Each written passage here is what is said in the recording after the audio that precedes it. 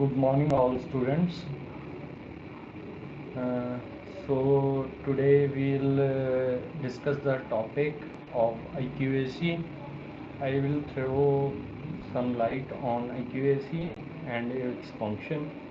Okay, so we'll start from the higher education scenario in India. After that, I will discuss something about the NAG.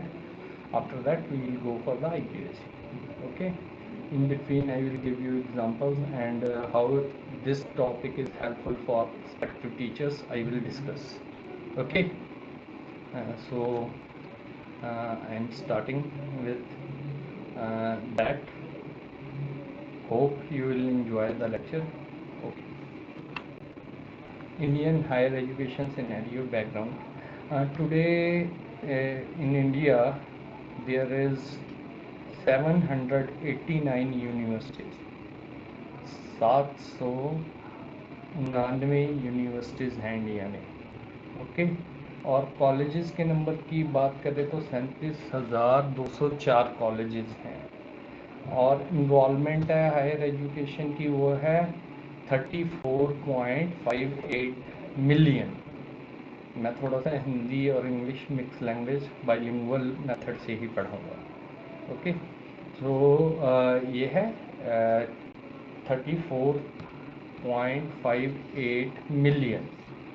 तो higher education की ये involvement है, इतने student हैं higher education में. अगर number of teacher की बात करें, ये 17-18 के हिसाब से 1.37 जो है मिलियन ये हमारे टीचर हैं हायर एजुकेशन. ओके, तो इतना बड़ा हायर एजुकेशन का सिस्टम है, उससे एक्रीडिएट करने के लिए, उसका क्वालिटी ऑडिट करने के लिए, उसकी क्वालिटी कैसे चल रहा है कैसे नहीं चल रहा है, अच्छी एजुकेशन दे भी रहे हैं हम नहीं दे रहे, उसके लिए कुछ इनिशिएटिव जो MHRD हमारी सेंटर में MHRD मिनिस्ट्री है, तो एजुकेशन मिनिस्ट्री नहीं होती है, वहाँ MHRD होती है. तो उसने इनिशिएटिव लिया, तो UGC के अंडर एक बॉडी को एक्रीडेशन पर्पस के लिए लगाया गया, जो कि एक ऑटोनोमस बॉडी है. इसे कहते हैं NAAC, national assessment and accreditation council. ठीक है जी, उसे लगाया गया कि वो क्वालिटी किस तरह से मेंटेन करें हायर एजुकेशन की. इसके लिए कॉलेजेस को और हायर एजुकेशन इंस्टीट्यूशन को अपनी सजेशंस भी देगी और उनको एक्रीडेट भी करेगी और उनको सर्टिफिकेट भी देगी कि ये A ग्रेड है, ये B ग्रेड है, ये C ग्रेड है. उसके लिए NAAC की एस्टेब्लिशमेंट.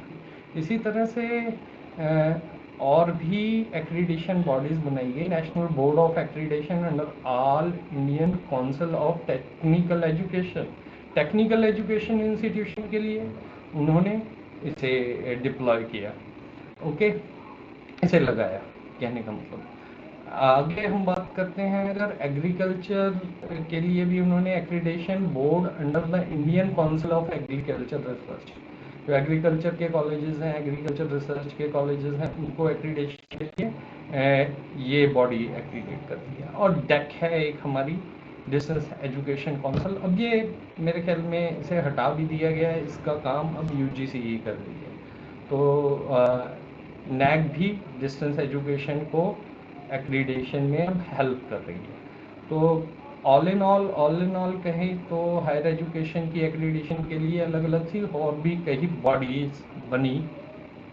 तो इस समय जो NAAC है वो सभी जो कॉलेजेस हैं उनको एक्रीडेट करती है. ठीक है, और उनको सपोर्ट भी प्रोवाइड करती है कि किस तरह से आप अपनी जो है क्वालिटी को मेंटेन कर सकते हैं और बढ़ा सकते हैं. UGC का मतलब होता है यूनिवर्सिटी ग्रांट कमीशन. उसने ग्रांट भी उनकी रैंकिंग के हिसाब से ही देनी होती है, क्या क्या इम्प्रूवमेंट की ज़रूरत है उनकी रिकमेंडेशन के हिसाब से देते हैं. NAAC रिकमेंड करती है. NAAC का एक सर्टिफिकेट अपने आप में एक रिकमेंडेशन में होता है. ओके जी, आगे हम बात करते हैं.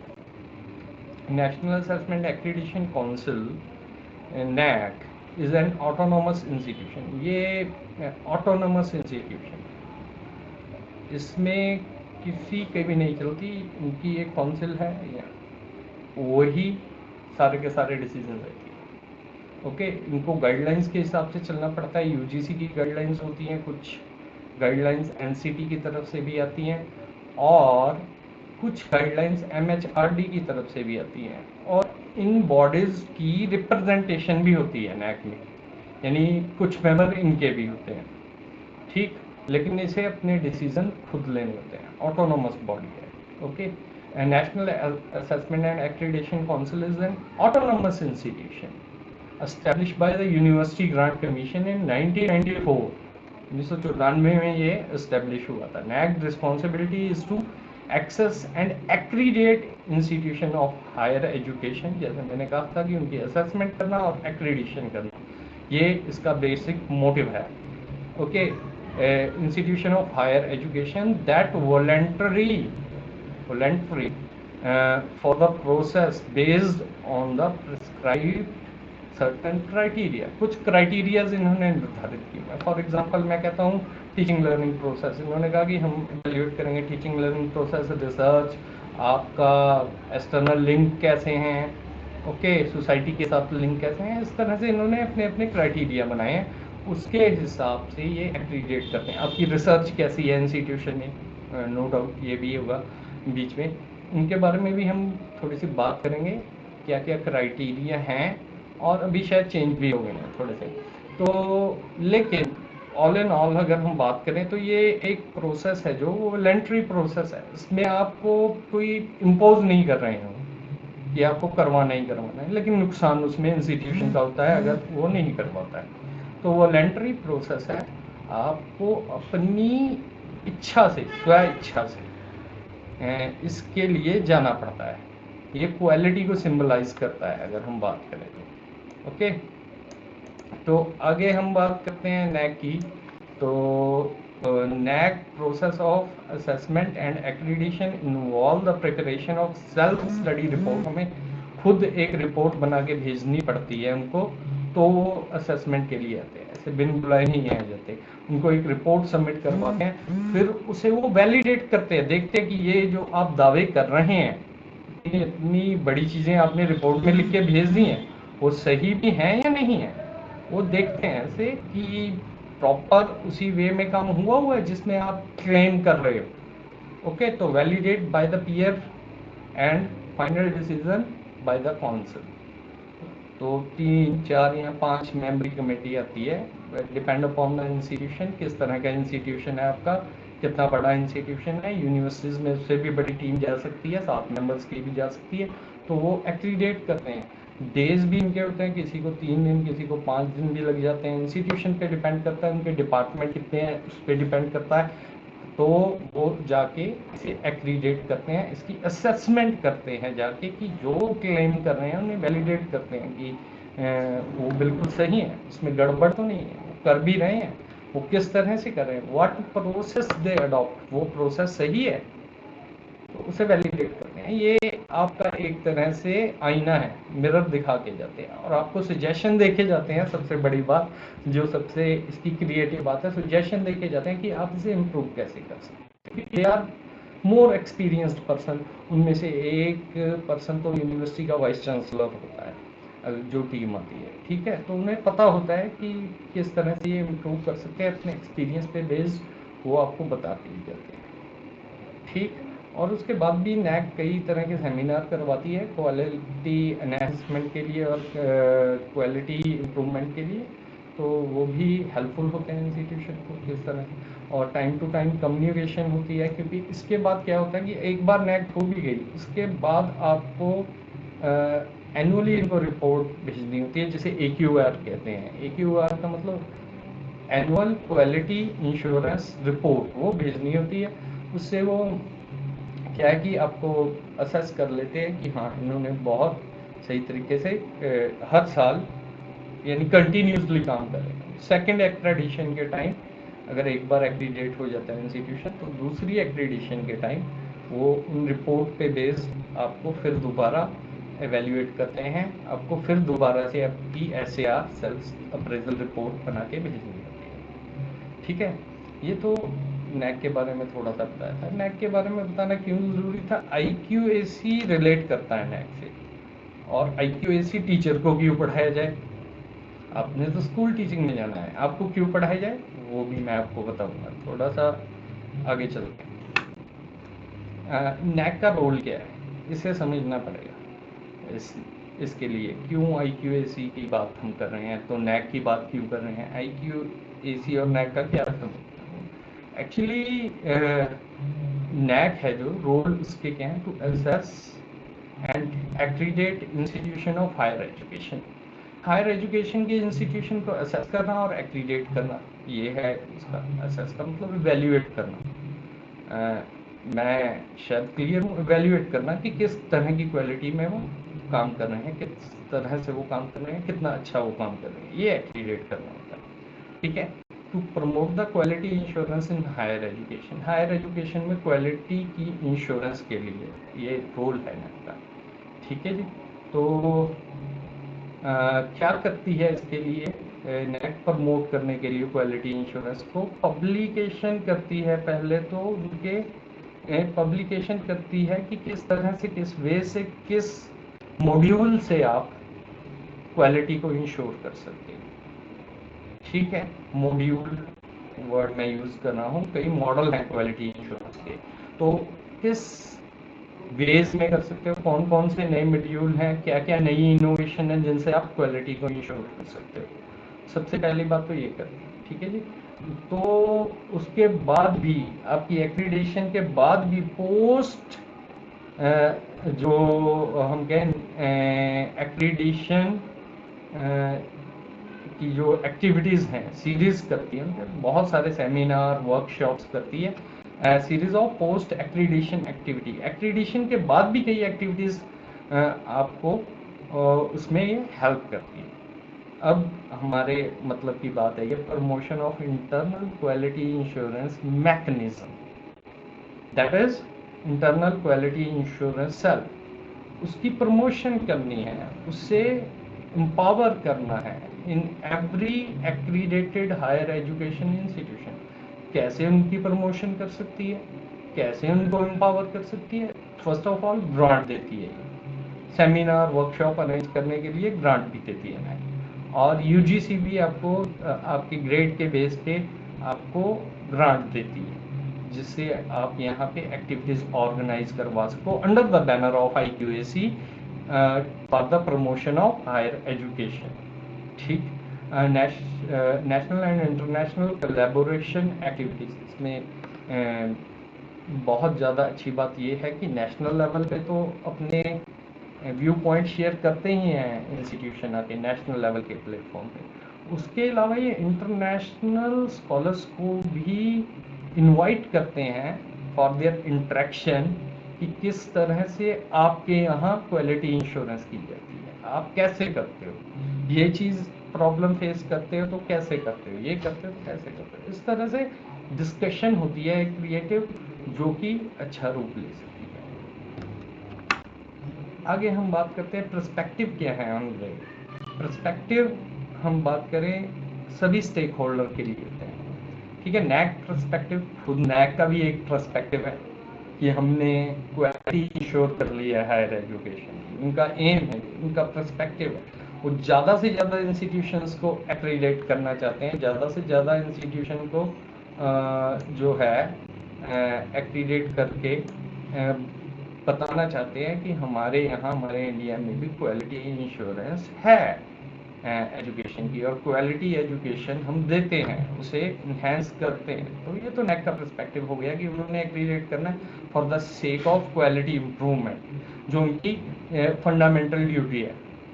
ओके। फिर इंस्टीट्यूशन का क्या पर्सपेक्टिव है? इंस्टीट्यूशन का पर्सपेक्टिव है, एक इंस्टीट्यूशन जो कुछ कर रहा है एक्टिविटीज़, उसको रिकॉग्निशन मिलती है, उस पर स्टैंप लगती है कि ये इंस्टीट्यूशन बहुत अच्छा कर रहा है। तो क्वालिटी इंश्योरेंस के लिए उस इंस्टीट्यूशन पे स्टैंप लग जाती है कि हाँ ये A ग्रेड इंस्टीट्यूशन है, इसमें एक्टिविटीज़ बढ़िया होती हैं।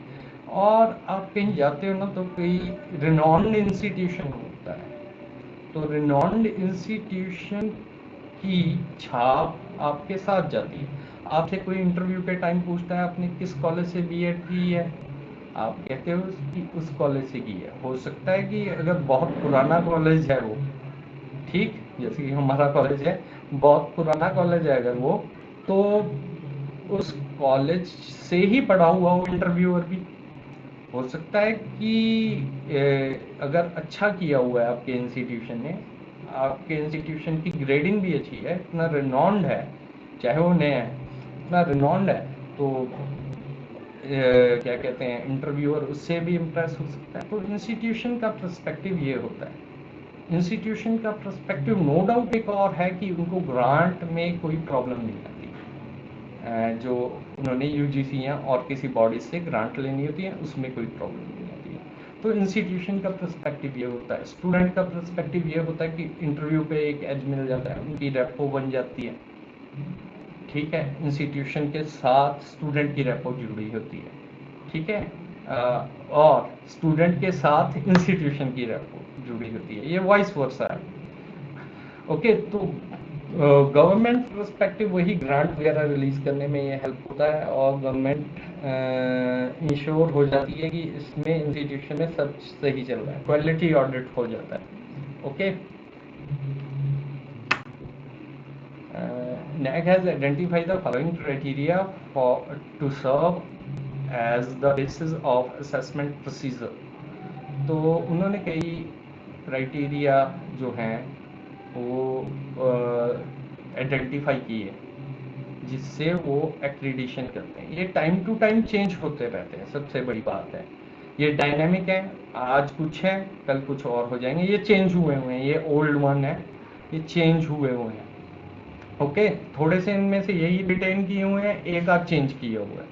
तो उसमें क्या हो जाता है कि इस तरह से जो चेंजेस आती हैं वो रिसर्च पे बेस्ड या उनके जो पुरानी विजिट हैं उन्होंने इंस्टीट्यूशन की है उन पे बेस्ड उनकी फीलिंग होती हैं। जो मेंबर गए हैं, जो एक्रीडिशन काउंसिल के मेंबर हैं, या हम कहें कि इंस्पेक्शन कमेटी के मेंबर हैं, तो उनकी अपनी जो ऑब्जर्वेशंस हैं उनके शेयरिंग बेस्ड और इंटरेक्शन होती है। और इसके जो हम कहें कि एक आपको फॉर्मेट दिया होता है रिपोर्ट का, तो वो भी उसी पे बेस्ड चेंज होता रहता है। आजकल जो फॉर्मेट चला है वो उन्होंने ऑनलाइन कर दिया है, सारा डाटा बेस्ड ऑब्जेक्टिव फॉर्मेट है, बहुत अच्छे तरीके से उसे मेंटेन किया हुआ है, ठीक है। उसमें बहुत ज़्यादा गुंजाइश नहीं होती है टीम कुछ ज़्यादा कर पाए।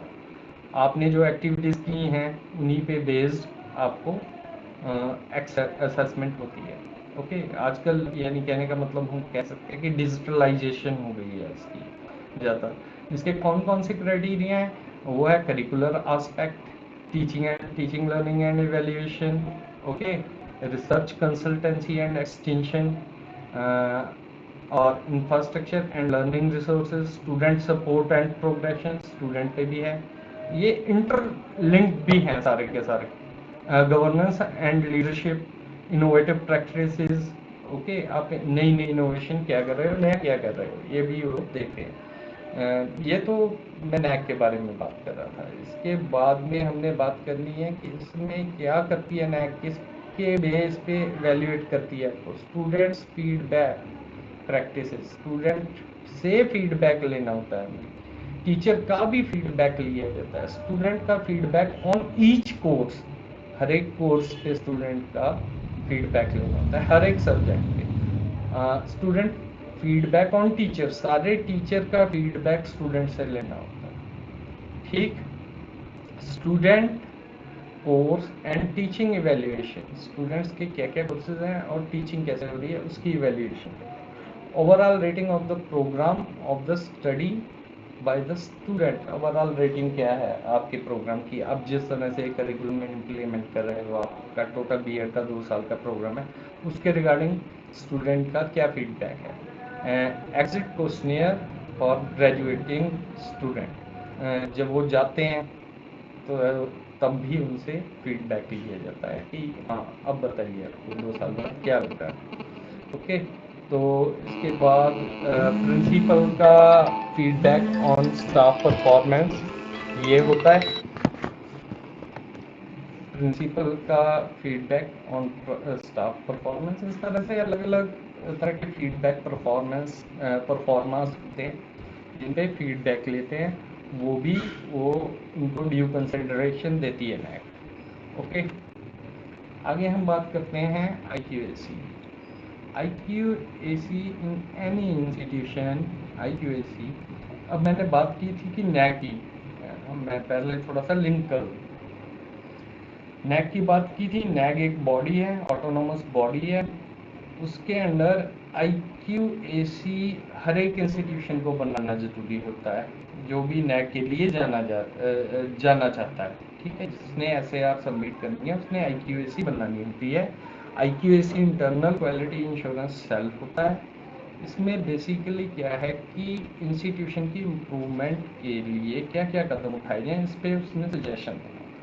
हाँ, आपको ये क्यों पढ़ाया जाता है BF को, वो इसके बाद बताऊंगा। आपको SWOT एनालिसिस भी पढ़ाया जाता है, क्यों पढ़ाया जाता है उसके बारे में भी IQAC के बताने के बाद मैं डिस्कस करूंगा। इसमें ही आपको थोड़ा बहुत क्लैरिटी मिलेगी।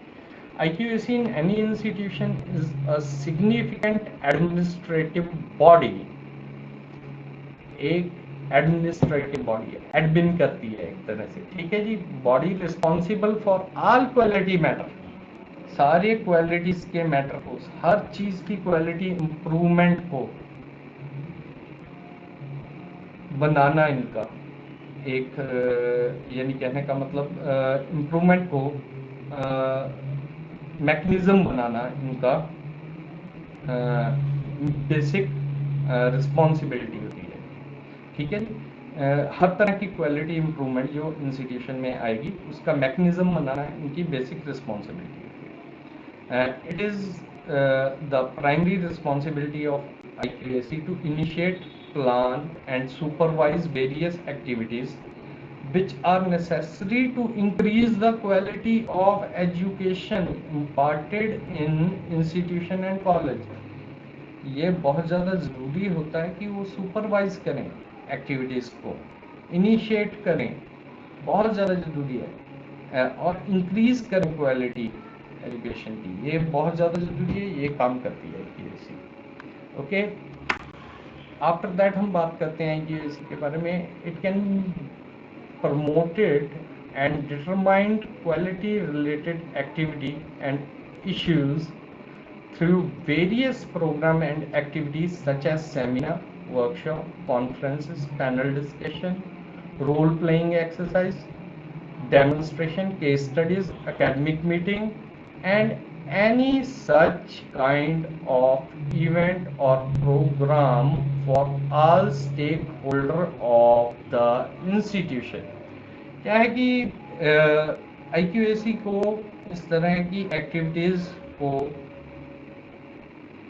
प्रमोट करना होता है या ऑर्गेनाइज करनी होती हैं, इस तरह की एक्टिविटीज जो like seminar, workshop, symposium, conferences, panel discussion, ये सारे तरीके की एक्टिविटीज को ऑर्गेनाइज करना होता है सारे तरह के स्टेक होल्डर के लिए। स्टेक होल्डर कौन कौन से हैं एजुकेशन में? हमारे पेरेंट्स आपके जो होते हैं वो भी स्टेक होल्डर है, स्टूडेंट स्टेक होल्डर है, सोसाइटी स्टेक होल्डर है, एल्यूमनी स्टेक होल्डर है, टीचर्स स्टेक होल्डर है, management is also a stakeholder. Okay, इन सब के लिए उसने कुछ ना कुछ ऑर्गेनाइज करना होता है, सबको ख्याल में रखे ताकि वो क्वालिटी को इम्प्रूव कर सके।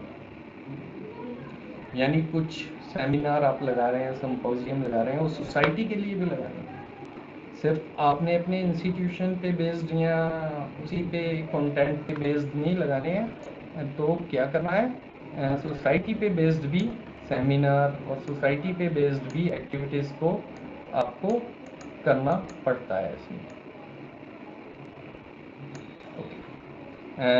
तो इस तरह से सभी स्टेक होल्डर के बारे में इसमें कुछ ना कुछ करना होता है उनकी quality insurance. The role of IQAC in managing quality standard in teaching, learning, evaluation become crucial. IQAC का बेसिक चीज़ है वो टीचिंग लर्निंग एवेल्यूएशन, इन सभी में किस तरह से ऑब्जेक्टिविटी लाई जाए, किस तरह से इम्प्रूवमेंट लाई जाए, इन सब चीज़ों पे उन्होंने बात करना होता है और ये बहुत क्रूशियल होता है डिसीजनिंग का। ओके। और उन्होंने ये भी डिस्कस करना होता है किस तरह की रिसर्च जो है वो कंडक्ट की जाए, और किस तरह से उस रिसर्च को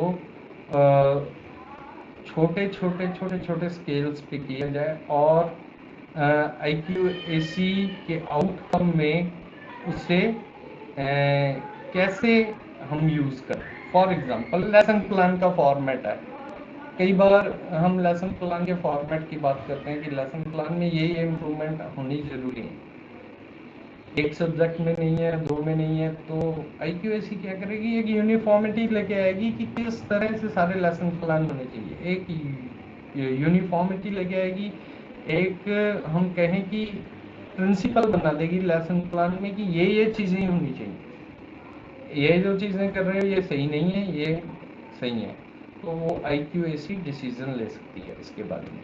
नेक्स्ट स्लाइड। हाँ जी, तो IQAC की कंपोजिशन क्या होती है। चेयरपर्सन होता है जो IQAC का, वो होता है head of the institution. Head of the institution के पास सारा इसका जो हैंडल करने का कैपेसिटी होता है। Head of the institution is the chairman of IQAC। Private institution में बेसिकली जाता होता है कि मैनेजमेंट में से किसी को हेड बना देते हैं IQAC का, वो नेगेटिव आपकी जो है वेव्स दे रहा है नेट को पहले, तो हेड ऑफ द इंस्टीट्यूशन को बनाना चाहिए। बना किसी को भी सकते हैं आप, लेकिन हेड ऑफ द इंस्टीट्यूशन को ही बनाना चाहिए, जो मेरी राय। तो 3 to 8 रिप्रेजेंटेटिव ऑफ टीचर्स, जितना बड़ा कॉलेज है उसके हिसाब से 3 से 8 आप टीचर्स को ले सकते हैं, एक मैनेजमेंट के मेंबर को ले सकते हैं, कोई सीनियर एडमिनिस्ट्रेशन में आपके जैसे ऑफिस वाला एम्प्लॉई हो गया उसको ले सकते हैं, ठीक है। 1 nominee from local society, student and alumni. एक स्टूडेंट का भी हम बंदा लेते हैं जो प्रेजेंट स्टूडेंट है, एक एल्यूमनी में से ले सकते हैं, एक सोसाइटी में से ले सकते हैं। They all will give feedback to NAAC। IQAC के साथ स्पेशली उनकी मीटिंग होती है। एक नॉमिनी फ्रॉम एम्प्लॉयर से हो सकता है। एम्प्लॉयर यानी हमारे स्कूल्स में से भी किसी को हम नॉमिनी ले सकते हैं, जिन स्कूल्स में आप टीचिंग प्रैक्टिस करते हैं, जिनमें आपको एम्प्लॉयमेंट मिल रही है, उनमें से भी हम कोई ना कोई ले सकते हैं। ओके, तो वो भी हमारे बारे में उनको फीडबैक देते हैं कि इनके बच्चे अच्छे हैं, इनको ये स्किल्स हैं, बहुत अच्छा करते हैं। और senior teacher as the coordinator और director of IQAC। Senior teacher है उसे कोऑर्डिनेटर बनाते हैं और डायरेक्टर बनाते हैं IQAC का, इंटरनल क्वालिटी इंश्योरेंस सेल का। IQAC करती क्या क्या है उसके बारे में हम बात करेंगे। फंक्शन ऑफ द IQAC पहले तो एडमिनिस्ट्रेटिव बॉडी है, एडमिनिस्ट्रेट करना है उसने बताना है कि ये चीज़ें इस तरह से होनी चाहिए, ठीक है जी।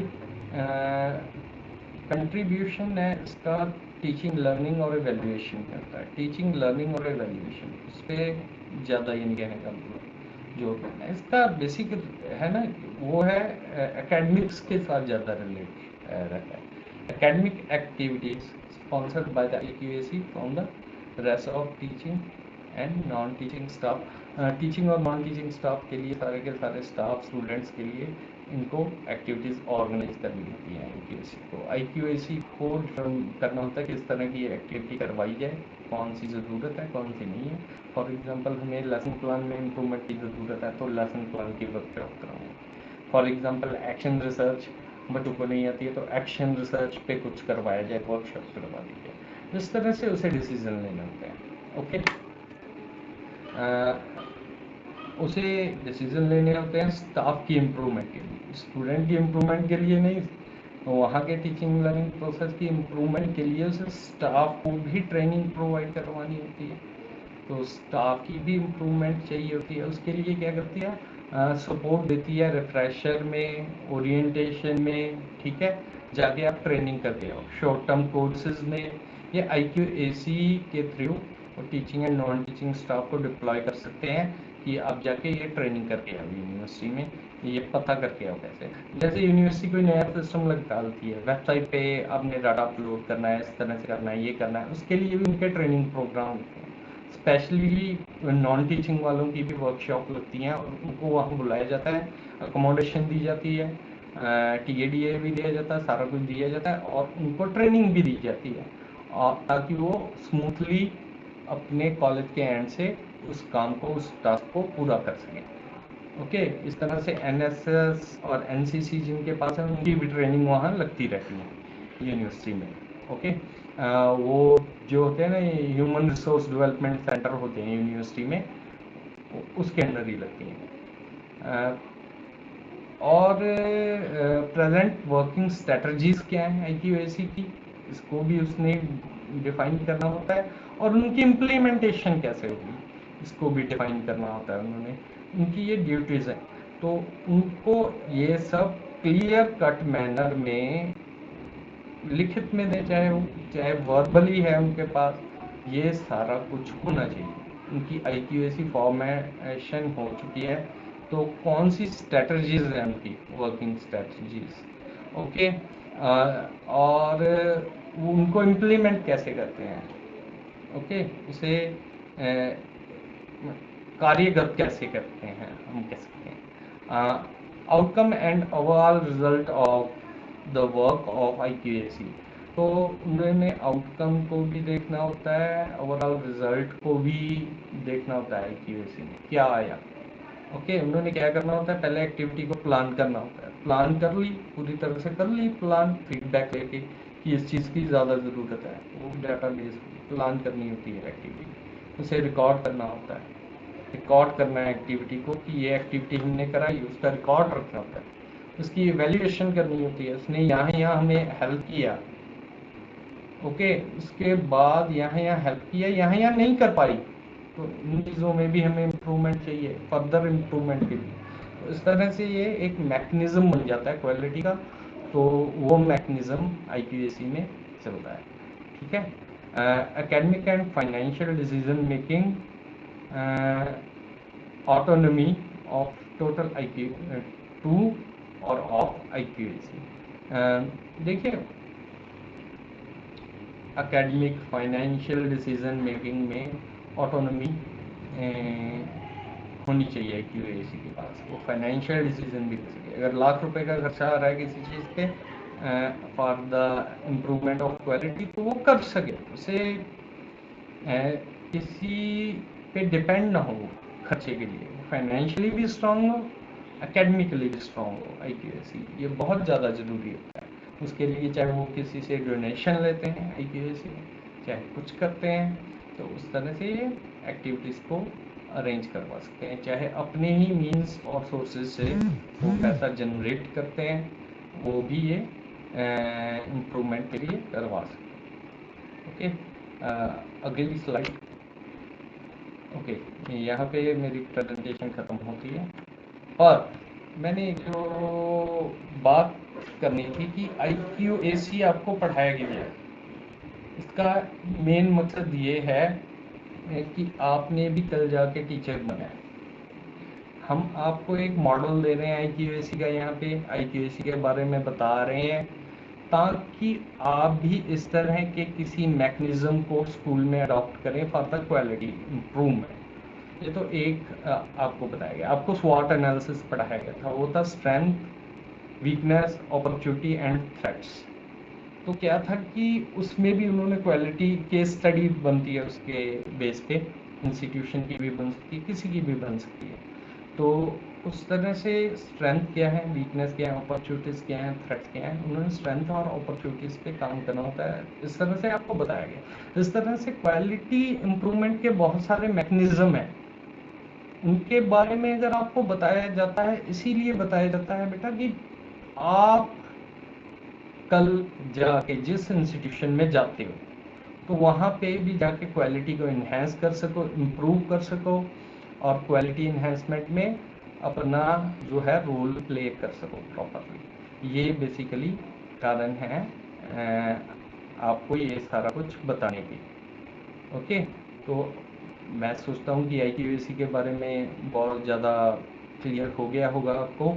अगर नहीं भी हुआ तो आप मेरे से क्वेश्चन पूछ सकते हैं, पर्सनल भी पूछ सकते हैं, और गूगल क्लासरूम में आप टाइप करके भी पूछ सकते हैं, और मेरे यूट्यूब पे भी आप मेरे को वीडियो के कमेंट बॉक्स में भी क्वेश्चन पूछ सकते हैं। इसके बाद भी देखिए कि ये मेरे को कहा गया था लेक्चर, इसीलिए मैंने प्रिपेयर किया, और इस पर्सपेक्टिव से प्रिपेयर किया कि मैंने बुकिश नहीं ज़्यादा रहने की कोशिश की। ये आपकी बुक में नहीं है मैटर जो मैंने डिस्कस किया, ये इस पर्सपेक्टिव से किया ताकि आप जब बुक पढ़ोगे ना तो आपको समझ में आ जाए। ये मैंने सोच के ये थोड़ा सा मटेरियल डिज़ाइन किया था। आई होप आपको वीडियो पसंद आई होगी। आप कमेंट बॉक्स में अपने कमेंट ज़रूर दीजिएगा, और अपना ख्याल रखिएगा, और कोरोना वायरस के इस टाइम पे दूरी बनाए रखिए लोगों से जितनी हो सके, बाहर मत निकलिएगा, और अगर हो सकता है तो गरीबों की थोड़ी सी हेल्प कीजिए, उसके लिए आपको भगवान भी उतना ही रिटर्न में देगा।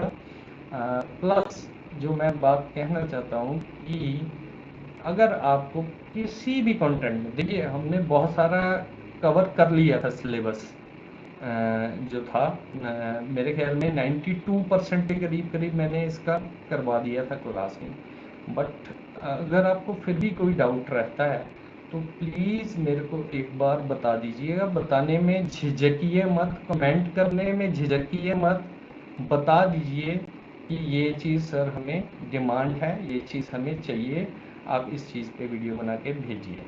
आफ्टर दैट अगर चीज़ कोई आपको लगती है कि इसमें कुछ गलती है कंटेंट में, या कुछ आपने नहीं बताया है, आप उसे बताइए, मैं अगली बार उसका ख्याल रखूँगा और उसे ऐड कर दूँगा। Thank you, thank for all. Okay, goodbye, see you letter.